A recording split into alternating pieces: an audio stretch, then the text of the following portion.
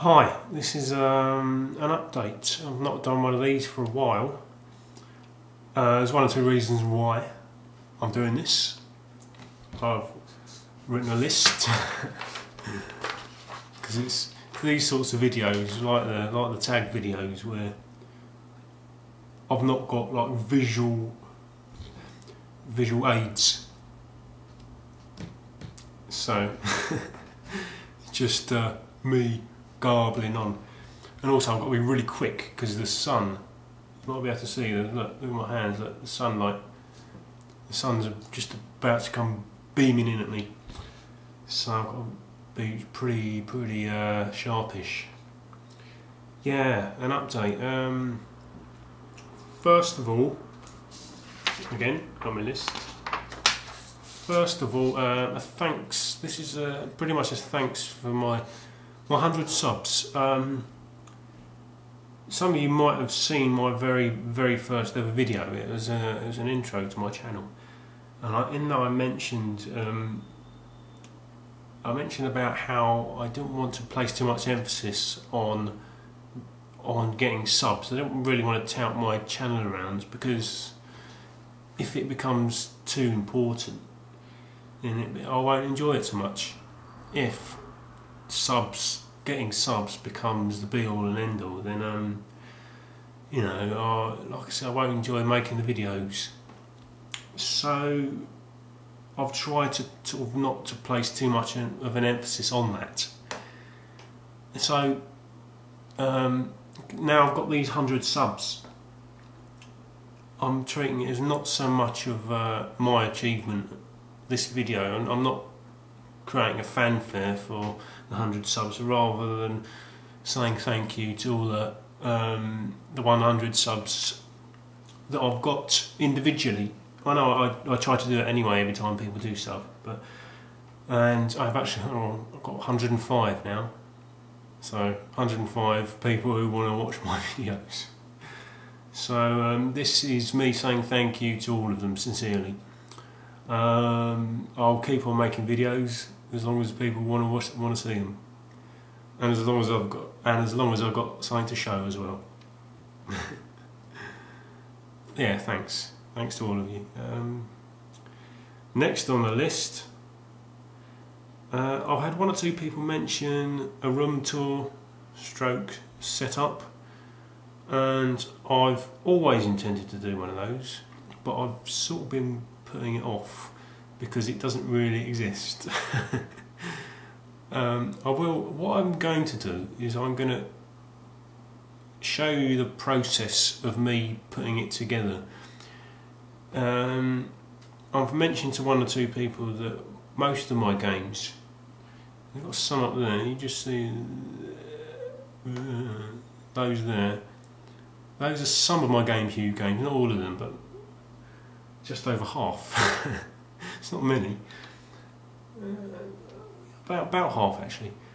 And most of my PS2 games are behind the camera, just down there. Normally, you know, when I reach down. And PS1 games over there, they're all sort of sitting on the floor. They don't really have a home.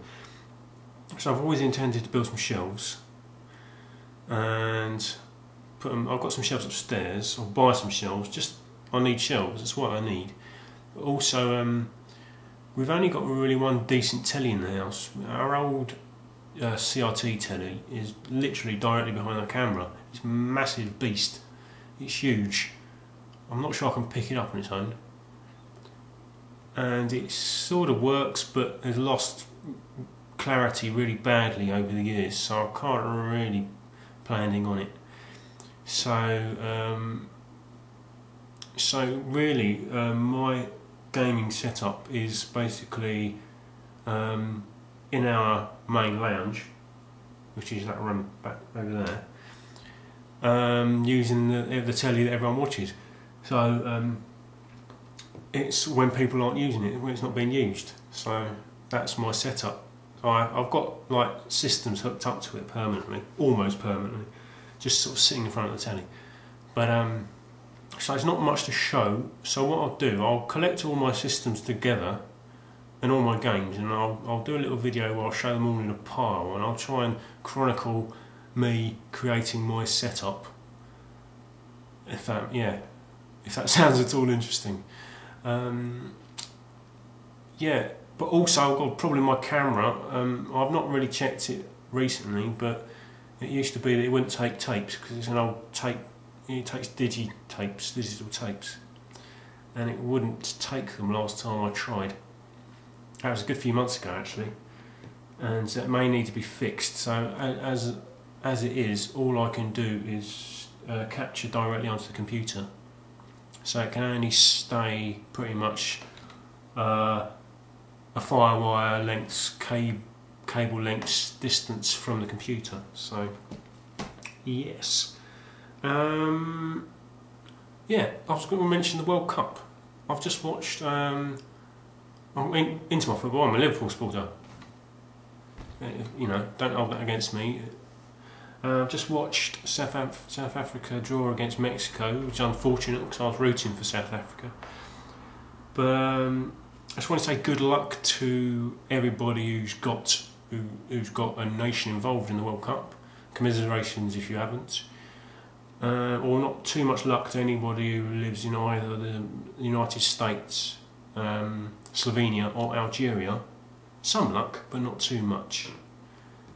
Yeah, but also I'd like to ask people from the United States how much coverage it's getting, if it's getting any coverage at all, and do people really care? And if you don't care, can you have a word with someone and, you know, at least try and get them to lay down and you know, just not try too hard. No, I didn't mean that. You know, try, but you know, we'll win anyway. Yeah, something else. I've been looking in a. Hang on, I'll just get it. It's just over there. I generally know everything I have in my collection,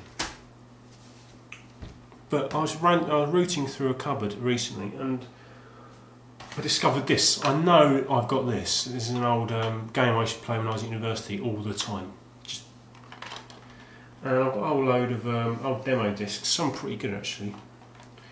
But the weird thing is, I open this up, and it's got 2 discs in it. There's no manual. 2 discs, Premier Manager 98, which goes with the box, but then Premier Manager 99.